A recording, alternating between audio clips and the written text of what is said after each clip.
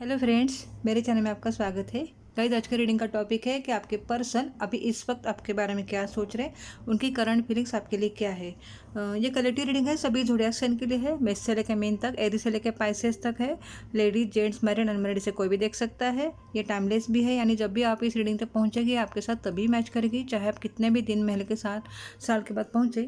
ये रीडिंग तक ये आपके साथ तभी भी मैच करेगी। ओके गाइज, तो चलिए रीडिंग शुरू करते हैं। आपको अपने भगवान को प्रार्थना करनी है कि वो आपको सही गाइडेंस दे और क्लैरिटी दे इस रिश्ते के बारे में, और अपने पर्सन के ऊपर ही पूरी तरह से टोटली 100% फोकस रखना है, ताकि आपको उनके ही बारे में रीडिंग मिले।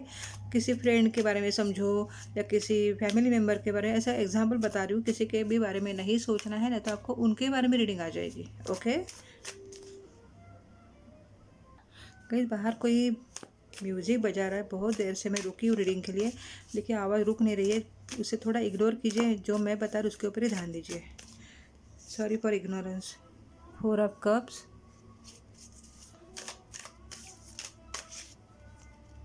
6 of wands,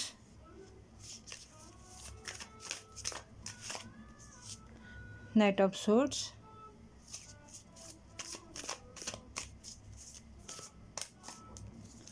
9 of cups, 9 of swords, the emperor,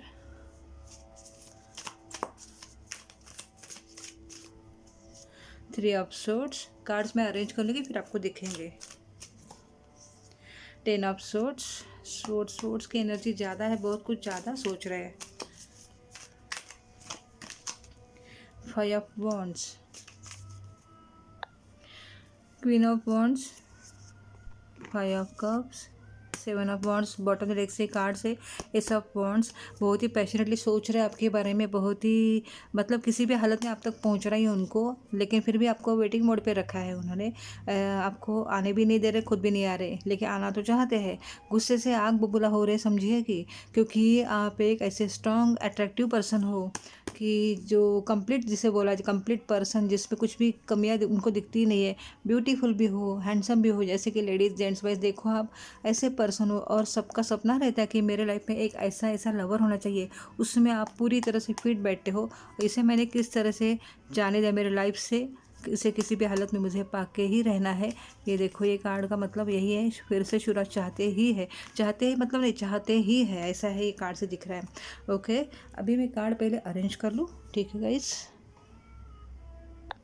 अभी कार्ड्स मैंने अरेंज कर लिए, मे भी आपको सभी कार्ड्स दिख रहे हैं।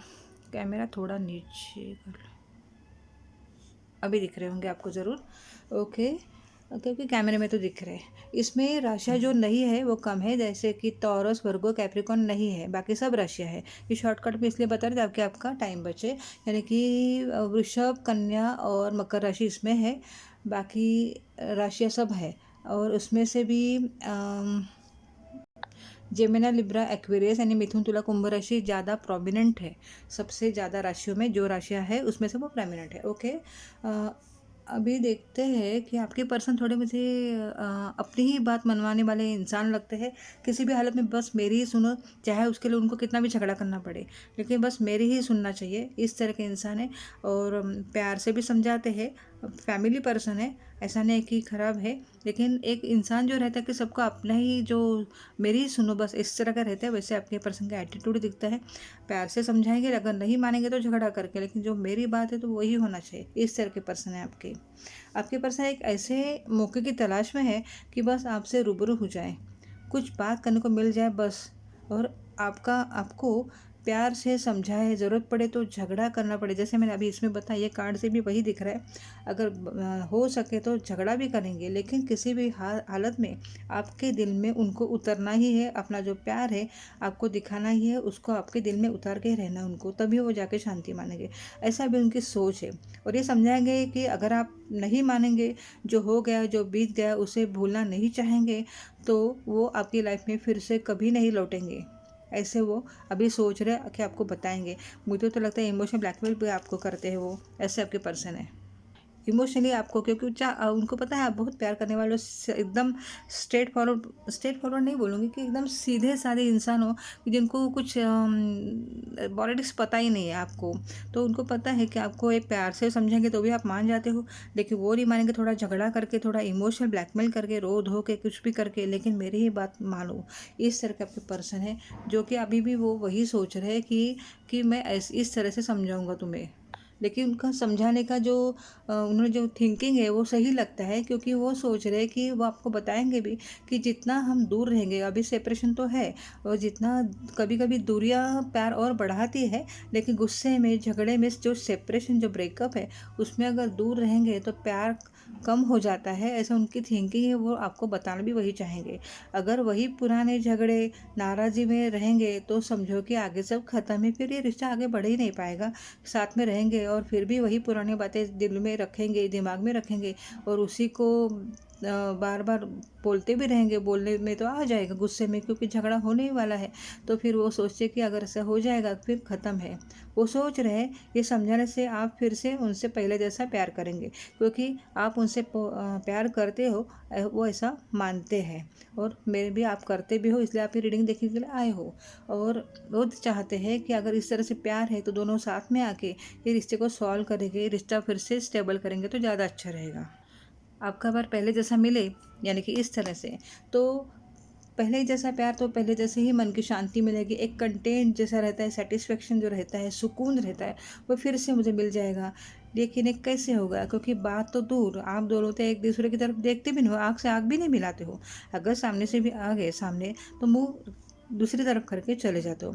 ये सेपरेशन कहीं परमानेंट तो ना हो जाए, इस तरह से वो सोच रहे। और अगर आप मैरिड हो तो उनको लगता है इस तरह से सेपरेशन अगर बढ़ता जाएगा, कोई एक दूसरे के बारे में प्यार धीरे धीरे धीरे धीरे कम होता जाएगा, फिर डिवोर्स तक बात जा सकती है। और अगर मैरिड नहीं हो तो अभी आगे तो बात गई नहीं, उनको शादी भी करनी है आपके साथ। अगर मैरिड नहीं हो, सिंगल हो तो पहले ही शादी होने से पहले टोटली परमानेंटली ब्रेकअप हो जाएगा। और वो इनको लगता है कि मरते दम तक इसी दुख के साथ जीना पड़ेगा, वो नहीं चाहते हैं। वो चाहते हैं किसी भी हालत में ये रिश्ता ख़त्म ना हो जाए, टोटली 100% ख़त्म नहीं होना चाहिए। कुछ तो मुझे करना पड़ेगा, तभी जाके रिश्ता फिर से सुधरेगा, और मुझे रिश्ता किसी भी हालत में चाहिए, बहुत प्यार करते हैं आपसे, ऐसा वो सोच रहे।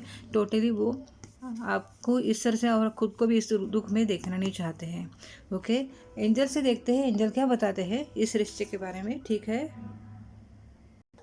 ये एंजल से भी पूछेंगे ये वाले, और मोरालॉजी से भी देखेंगे।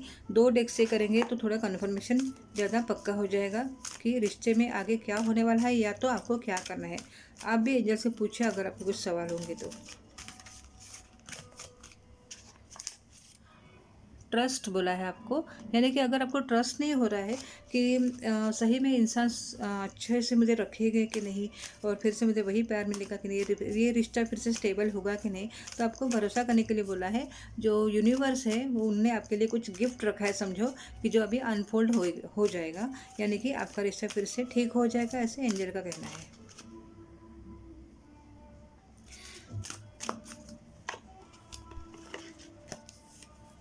कॉम्प्रोमाइज़, आपको कॉम्प्रोमाइज़ करने के लिए बोला है। जो हो चुका उसे भूल जाओ और अपने पर्सन के साथ अच्छे से रहो, ऐसे बोला जा रहा है। यू आर रेडी, आप रेडी हो, मतलब कि आप पिछले जो एक्सपीरियंस आपको आए हैं उससे आप पूरी तरह से अभी एक परफेक्ट पर्सन हो गए हो, ऐसे एंजल का कहना है। गेट मोर इन्फॉर्मेशन, फिर भी आपको अगर कुछ इन्फॉर्मेशन, यानी कि आपके पर्सन सही में चेंज हो चुके हैं या पहले जैसे उनका रवैया रहेगा, फिर से रिश्ता जोड़ के फिर से तोड़ने से तो अच्छा है, उनके बारे में पूरी तरह से इन्फॉर्मेशन निकालिए। With in the next few weeks, कुछ ही हफ्तों में ये रिश्ता आगे के लेवल तक जाएगा, ऐसे एंजल का कहना है। ओके, मैं इसमें से देखती हूँ मोरोलॉजी डेक से।